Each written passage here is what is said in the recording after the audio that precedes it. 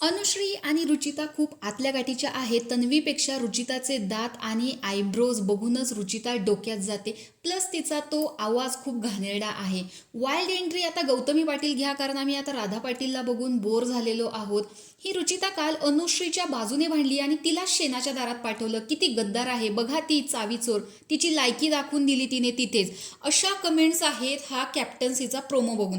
तर का आहेत? कारण कॅप्टन्सी उमेदवारीसाठी बिग बॉसने एक टास्क ठेवलेला आहे, शेणाचं आणि मेणाचं दार. याच्यामध्ये 3-3 ग्रुप पाडलेले आहेत. प्रत्येक 3 ग्रुपच्या मेंबरनी पुढे जायचं आहे.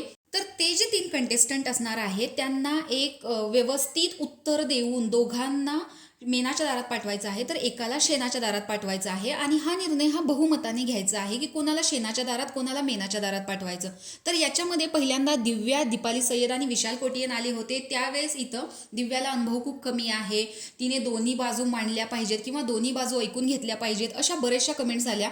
पण ज्यावेळेस रुचिताचा ग्रुप पुढे आलेला होता, तन्वी कोलते आणि आयुष संजीव यांच्यासोबत, तर इकडे अनुश्रीने स्वतःहून रुचिता जी आहे तिला शेणाच्या दारात पाठवलेलं आहे. त्यामुळे खरंच प्रेक्षकांचा खूप जल्लोष चाललेला आहे बाहेर. कारण याच गोष्टीमुळे काल अनुश्रीचा मुद्दा घेऊन रुचिता राकेश सोबत भांडताना दिसत होती की मुलींना हा न सांगता हात लावतो. आणि तसंच राधा पाटील, तन्वी कोलते, अनुश्री असेल आणि रुचिता यांचा एक ग्रुप आहे. तर मला या टोळीमधून बाहेर पडायचं आहे, मला या टोळीमध्ये राहायचं नाहीये. मला असं वाटलं होतं की माझी टोळी मला साथ देईल.